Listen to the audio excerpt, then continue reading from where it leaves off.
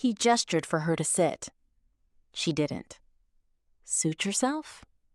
He settled into a leather chair, crossing his legs, looking up at her like she was entertainment. I have to admit, I was surprised when I heard you were coming.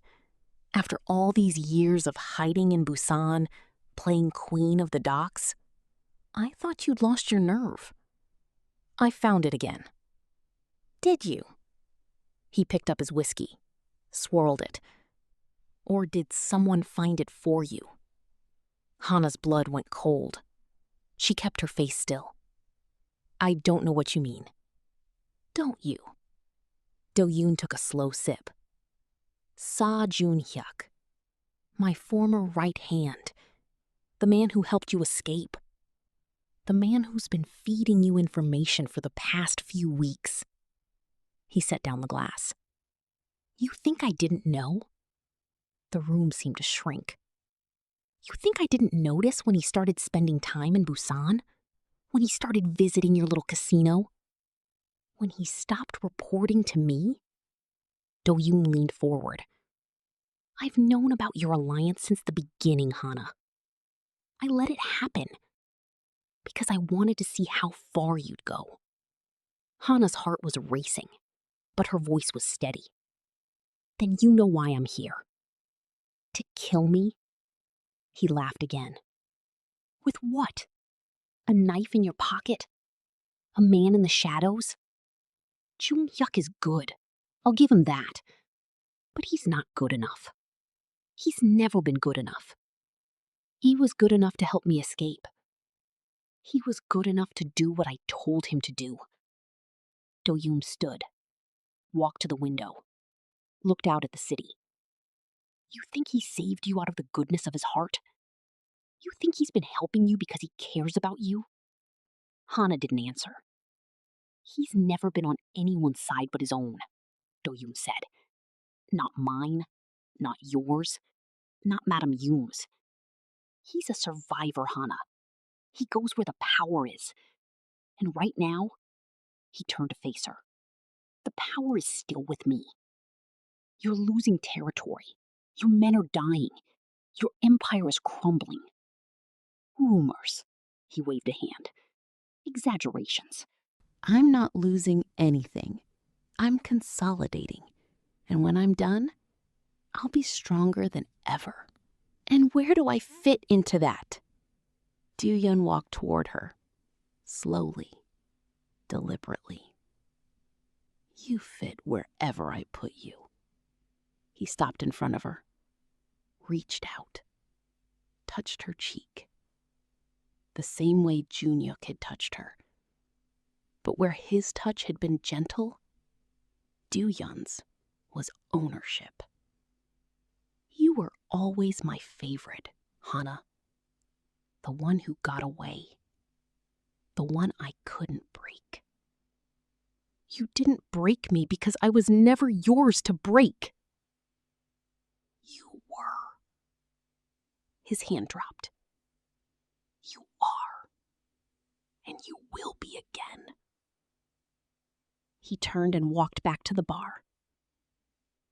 Joon-hyuk is in the building right now, he said casually, pouring another drink. I know exactly where he is. The service elevator. 3rd floor. He's making his way up, thinking he's invisible. He looked at her over his shoulder. But I've known about his little plan for weeks. Every detail, every move, every whispered conversation in your apartment. Hana's stomach dropped. The cameras, she breathed. Of course, Do-hyun smiled. You think I wouldn't have eyes on you? On him? On everyone who matters? He raised his glass. I've been watching you, Hana. Every night, every fight, every time you almost let yourself feel something for him. He drank. It's been very entertaining. You're sick. Maybe. He set down the glass. But I'm also alive. And Joon-hyuk, he's about to be very, Very dead. He pulled a phone from his pocket, pressed a button. Third floor. Take him. No. Hana lunged for the phone. Do-hyun caught her wrist, his grip like iron, his smile never faltering. Too late, he said. My men are already moving. By the time you get downstairs, Joon-hyuk will be another body in the basement. She tried to pull away. He held fast. You came here to kill me, he said. But you forgot something important. What? You're not a killer, Hana. You never were. You run a casino. You break fingers. You threaten people who owe you money. But you've never taken a life. He leaned closer. I have. Hundreds. Thousands. Do you really think you can stand in my home, look me in the eye, and pull the trigger? Hana stopped struggling. Her hand was still in his grip. Her knife was in her pocket. Her heart was pounding. You're right, she said. I've never killed anyone. I know. But I've watched. Her voice was quiet, cold. I watched you murder an entire family. I watched you smile while children screamed. I've been watching for 10 years, Do-hyun, and I've learned. Learned what? She reached into her pocket with her free hand, pulled out the knife, flicked it open. Sometimes survival isn't enough, she said. Sometimes you have to become the monster to kill the monster. She drove the knife into his shoulder. Not his chest, not his throat, his shoulder. Where it would hurt, where it would bleed, where it would not kill him instantly. Do-hyun screamed, released her wrist, stumbled backward, his hand going to the wound, blood seeping through his fingers. You bitch! That's for Minji, she said, and Mr. An, and Joon-hyuk's sister, and everyone else you've murdered. She stepped toward him. He stepped back. You think this changes anything? He snarled. My men will tear you apart. Maybe. She held the knife, red with his blood. But they'll have to catch me first. She turned and ran. Not toward the elevator. That would be suicide. Toward the stairs. The fire escape. The way out that Joon-hyuk had shown her on the map. Behind her, Do-hyun was screaming into his phone. Find her! Find her and kill her! Kill them both! Hana burst through the stairwell door and ran down the steps, her shoes echoing against the concrete, her heart a war drum in her chest. She didn't know if Joon-hyuk was alive. She didn't know if she would make it out. But for the first time in 10 years, she wasn't running away. She was running towards something. Freedom, revenge, death, whatever came first. Hana burst through the stairwell door onto the 3rd floor. The hallway was empty. No guards, no bodies, no blood. She pressed herself against the wall, knife still wet with Do-hyun's blood, her breath coming in short, sharp gasps. The fluorescent lights hummed overhead. Somewhere, a ventilation fan whirred. Where was Joon-hyuk? She moved down the hallway, her back to the wall, her eyes scanning every doorway, every shadow. The service elevator was at the end of the corridor. Its doors were open, empty. Joon-hyuk, she whispered. No answer. Then a sound behind her. She spun, knife raised. He stood in the doorway of a supply closet, his hands in his pockets, his scarred eyebrow raised. He was unharmed, unmarked. His suit wasn't even wrinkled. Looking for me? He asked. Relief flooded through her, hot and immediate. She almost laughed. They said they were going to kill you. Do-hyun said... I know what Do-hyun said. Joon-hyuk stepped out of the doorway, walked toward her. I heard everything. The cameras in your apartment. His men on the 3rd floor. He stopped a few feet away. Did you really think I didn't know? Hana's relief curdled into something cold. What are you talking about? I'm talking about the fact that I've been in this building every day for 7 years. I know every camera, every blind spot, every guard's shift change. He tilted his head. I knew about Do-hyun's surveillance the moment I walked into your apartment. I let him watch.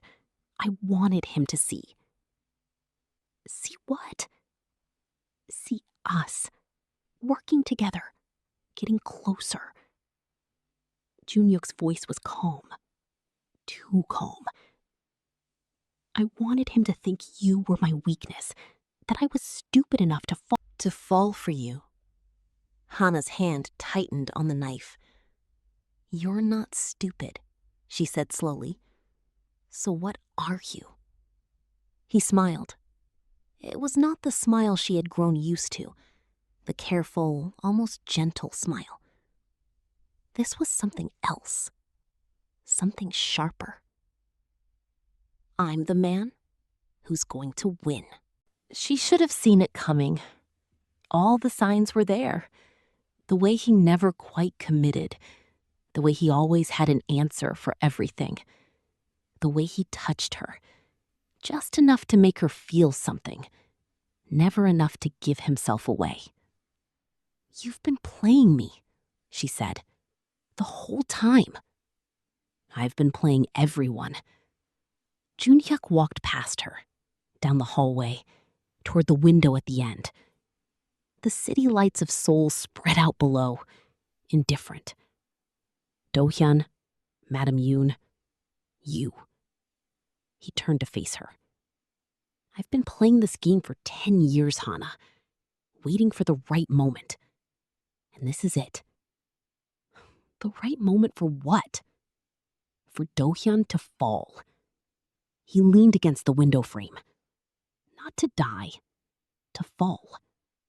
There's a difference.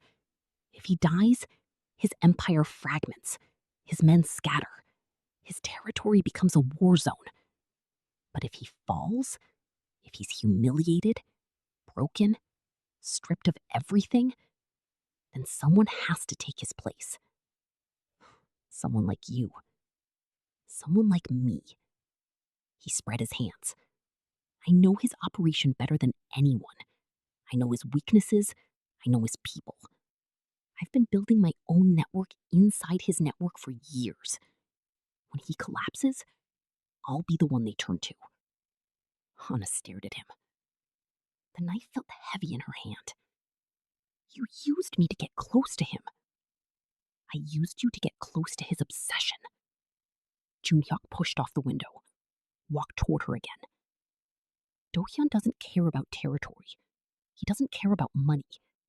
He cares about you. You're the only thing that's ever made him feel vulnerable. And I needed you to make him vulnerable enough to strike. You could have told me. Would you have agreed? No, she wouldn't have. She would have run, or fought, or killed him herself. So you lied, she said. You let me believe you wanted justice, revenge, for your sister. My sister is dead because of Do-hyun. That's true. I do want revenge. He stopped in front of her. But I also want what he has. I want the power, the empire, the fear in people's eyes when I walk into a room. His voice dropped. I've been Do-hyun's shadow for too long. It's time I stepped into the light. Hana looked at him, at the scar on his eyebrow, at the careful hands. at the eyes that had looked at her with something she had almost believed was real. "You're just like him," she said. Joon-hyuk's expression didn't change, but something flickered behind his eyes. "No," he said. "I'm worse. Because I win."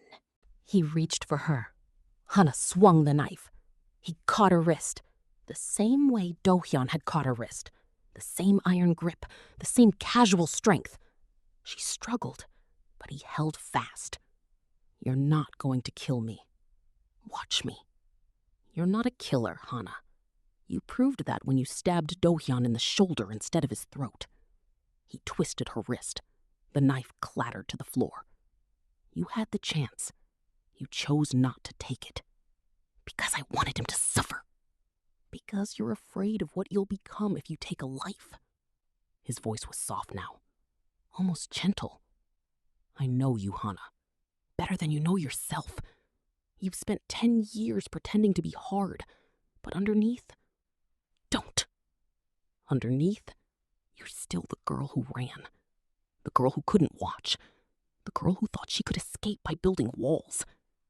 She stopped struggling. "You don't know anything about me. I know you almost kissed me in your apartment. I know you wanted to. I know you stayed up late thinking about it." He released her wrist, stepped back. "I know you care about me, and I know that makes this harder. This," she whispered, "the part where I have to choose." He looked at her. For a moment, the mask slipped, and she saw something raw beneath it, something that might have been regret. "I didn't plan on you, Hana.